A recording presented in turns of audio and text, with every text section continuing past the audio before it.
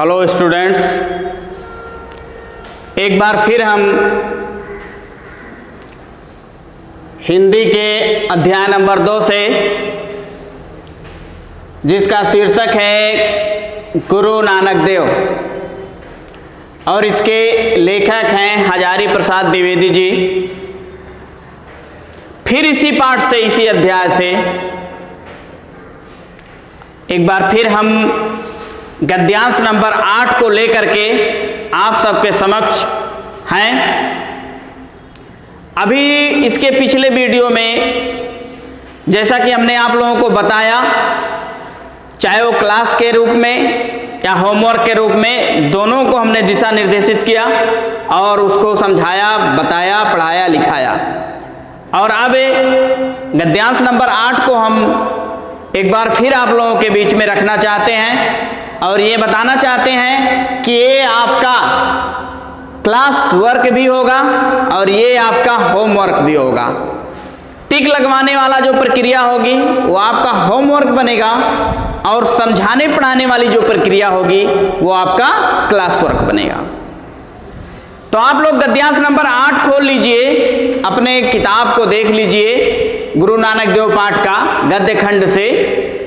इसको देखिए, जैसा कि गद्यांश नंबर 8 में जो पैराग्राफ यहाँ अंकित किया गया है, वर्णित किया गया है, ये है अद्भुत है गुरु की वाणी। अद्भुत है गुरु की वाणी की सहज वेधक शक्ति, यानी गुरु की वाणी की सहज वेदिक शक्ति बहुत ही अद्भुत यानी अनोखा होता है, अनोखी होती है। कहीं कोई आडंबर नहीं, गुरु के वाणी में कोई भी आडंबर नहीं होता है और कहीं कोई बनावटी भी नहीं होती है, ना कोई उसमें बनावटी दिखता है। सहज हृदय से निकली हुई, सहज प्रभावित करने की अपार शक्ति होती है। किसमें? गुरुओं की वाणी में।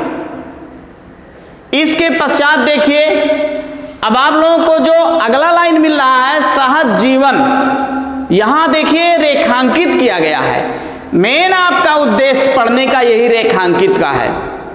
सहज जीवन बड़ी कठिन साधना है, सही बात कहा गया है। लेखक ने बहुत ही इस बात को शुद्ध रूप से स्पष्ट किया है कि सहज जीवन बहुत ही कठिन साधना होती है, आसान नहीं होती है। सहज भाषा बड़ी बलवती आस्था है।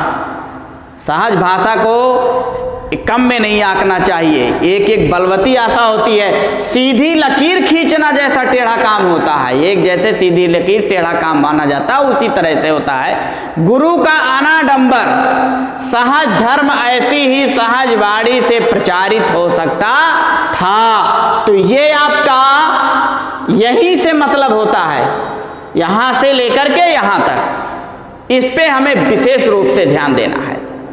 अब इसी के आधार पे आपको प्रश्न मिलेंगे और इस प्रश्नों के उत्तर आपको देने होंगे। हम एक बार प्रश्न को पढ़ दे रहे हैं, पढ़ने के बाद फिर हम उत्तर की तरफ बढ़ेंगे। अब जैसा कि प्रश्न नंबर 1, इस गद्यांश के आधार पे जो प्रश्न बनाया गया है, वो पहला प्रश्न इसमें पूछा गया है कि उपरोक्त गद्यांश का संदर्भ लिखिए। अभी हमने पिछले भी गद्यांश में बताया था, हमने बताया था कि पूरे पाठ का संदर्भ एक ही लिखा जाएगा। अध्याय नंबर 2 का वही संदर्भ बार बार लिखा जाएगा। दूसरा आपका प्रश्न पूछा जा रहा है, रेखांकित अंश की व्याख्या कीजिए। अब रेखांकित अंश की व्याख्या करने का मतलब हमने यहां लिखा है नंबर 8 से 8वां गद्यांश जो लिखा है, तो इस तरीके से हमें ये पहली लाइन, दूसरी लाइन, तीसरी लाइन, हमें इसकी व्याख्या नहीं लेनी है, इससे हमें कोई मतलब नहीं है। हमें लेना यहां से है चौथी लाइन से, यानी सहज जीवन से लेकर के प्रचारित हो सकता था तक लेना है। ये रेखांकित व्याख्या इतने लेना है, वो भी मिलेगा हमको व्याख्या में।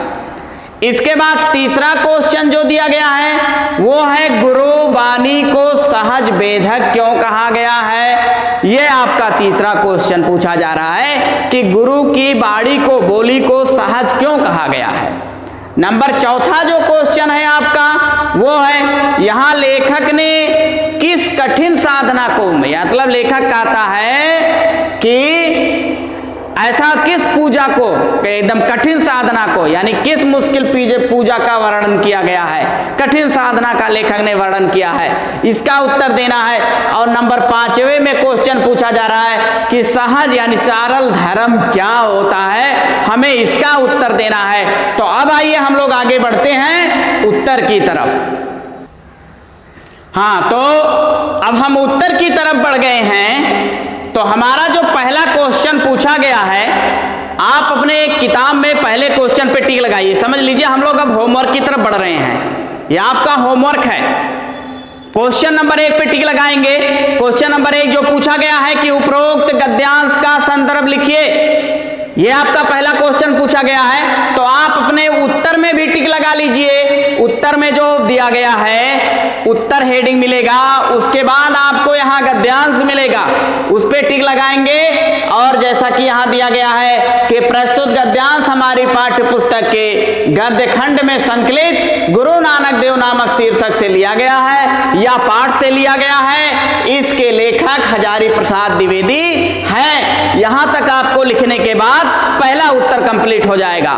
इसके बाद आ रहा दूसरा जो क्वेश्चन आपसे पूछा गया है कि रेखांकित अंश की व्याख्या कीजिए। तो अभी हमने आप लोगों को बताया पिछले इसके वीडियो में कि रेखांकित अंश की व्याख्या लिखने के लिए हमें व्याख्या में जाना पड़ेगा, ना कि हमें उत्तर वाले हेडिंग में नहीं मिलेगा व्याख्या। व्याख्या में जाना, क्योंकि उत्तर वाले हेडिंग में देखेंगे तो आपको यह मिलेगा कि व्याख्या को पढ़िए, व्याख्या को देखिए। तो आप व्याख्या हेडिंग में जाइएगा और जहां से अंडर रूट लाइन की व्याख्या मिलनी शुरू हो जाएंगे, वहीं से आपका उत्तर नंबर 2 बनना चालू हो जाएगा। जैसा कि उत्तर नंबर 2 के लिए हमने अब व्याख्या में आप लोग टिक लगा लेंगे और हेडिंग डालेंगे रेखांकित व्याख्या। अब कहां से लिखना है आप लोगों को हम बता रहे हैं, लिखना है यहां से व्याख्या में लिखिएगा, टिक लगाइएगा। लेखक कहता है कि सहज और सरल स्वाभाविक ढंग से जीवन बिताना एक अत्यंत कठिन साधना माना जाता है। यहां से निशान लगाना है। लेखक कहता है कि सहज और सरल स्वाभाविक ढंग से जीवन बिताना एक अत्यंत कठिन साधना है। सहज भाषा में भी अद्भुत शक्ति होती है। लेखक का मत है, यानी लेखक का मानना है कि यह सब सीधी लकीर खींचने जैसा कठिन कार्य है। वास्तव में गुरु नानक देव का आडंबरहीन सहज धर्म सहज सरल वाणी में ही जन जग तक पहुंचाया जा सकता था। ये आपका यहां तक रेखांकित व्याख्या, यानी दूसरे का उत्तर है। थोड़ा लांग है, इसलिए लांग है क्योंकि ये व्याख्या है। तो व्याख्या में आप लोग टिक लगाएंगे जहां से हमने बता दिया है। अब जो तीसरा क्वेश्चन है, तीसरे क्वेश्चन की तरफ हम बढ़ेंगे। तीसरा क्वेश्चन में पूछा जा रहा है गुरु वाणी को सहज वेधक क्यों कहा गया है। यह आपका तीसरा क्वेश्चन है। अब आप आइए व्याख्या को छोड़ दीजिए, अब उत्तर वाले हेडिंग में आ जाइए। उत्तर नंबर 3 में आपको मिलेगा, निशान लगाएंगे, मैं पढ़ के बता रहा हूं कि कहां तक लिखना है। तो उत्तर नंबर 3 में देखिए आपको यहीं तक लिखना है, गुरु वाणी में कोई आडंबर दिखावा नहीं था। गुरु की वाणी में कोई आडंबर और दिखावा नहीं होता है, इसलिए लेखक ने गुरु वाणी को सहज वेधक बताया है। यानी गुरु वाणी में कोई भी आडंबर और दिखावा नहीं था, इसलिए लेखक ने इसे सहज वेधक बताया है। बस इतने। तो आप लोग निशान लगा लीजिए जहां तक मैं पढ़ के बता रहा हूं कि गुरु वाणी में कोई आडंबर दिखावा नहीं था, इसलिए लेखक ने गुरु वाणी को सहज वेधक कहा है। शॉर्ट में हो गया। अब इसके बाद नंबर 4 क्वेश्चन देखेंगे। क्वेश्चन नंबर 4 देखेंगे, यहां लेखक ने किस कठिन साधना का वर्णन किया है। इस क्वेश्चन का उत्तर देखेंगे, यह भी आपको शॉर्ट में ही मिलेगा, निशान लगाइएगा। लेखक ने यहां पर जो वर्णन किया है, यहां पर लेखक ने, देखिए निशान लगाइए, हम पढ़ते जा रहे हैं। लेखक ने सहज स्वाभाविक रूप से आडंबर रहित जीवन बिताने को, यानी अंधविश्वास वाले जीवन को छोड़ करके आडंबर रहित जीवन बिताने को कठिन साधना कहा है। कठिन बात है ही भाई। तो इतने निशान लगाएंगे, बस इतने आप लोग लिखेंगे शॉर्ट में कि लेखक ने सहज स्वाभाविक रूप से आडंबर रहित जीवन बिताने को कठिन साधना कहा है। यानी कि नीचे के लाइन से लिखेंगे, ऊपर के लाइन से कट कर दिया गया है। अब लास्ट क्वेश्चन जो आपका है वो है सहज धर्म क्या है। हम इसका उत्तर लिखेंगे कि सहज धर्म क्या है। तो आपका ये 5वां क्वेश्चन का उत्तर जो लिखना है उसके लिए हम बोलने जा रहे हैं। हाँ, तो सहज धर्म क्या है, तो इसके बारे में जो क्वेश्चन पूछा गया है, तो आइए उत्तर नंबर 5 पे निशान लगाइए। अब हम पढ़ रहे हैं, 5वें पे टिक लगा लीजिए, प्रश्न पे भी और उत्तर में भी, कि आडंबर रहित पूछा गया है सहज धर्म क्या है। तो सहज धर्म के बारे में आपको उत्तर लिखना है कि आडंबर रहित कामा बनावट रहित तथा सह स्वाभाविक धर्म को सहज धर्म कहा गया है। कैसे कि आडंबर रहित, बनावट रहित तथा सह स्वाभाविक धर्म को सहज धर्म कहा गया है। तो स्टूडेंट, इसी के साथ ये आपका गद्यांश नंबर 8 भी समाप्त हुआ। और गद्यांश नंबर 8 ही नहीं, ये मान के चलिए कि आपका अध्याय नंबर 2 गुरु नानक देव का जो पाठ था वो समाप्त हो चुका। वो क्लास वर्क के रूप में भी पढ़ा के समाप्त कर दिया गया और होमवर्क के रूप में भी काम दे करके समाप्त कर दिया गया। बस आज के लिए यहीं तक का वीडियो।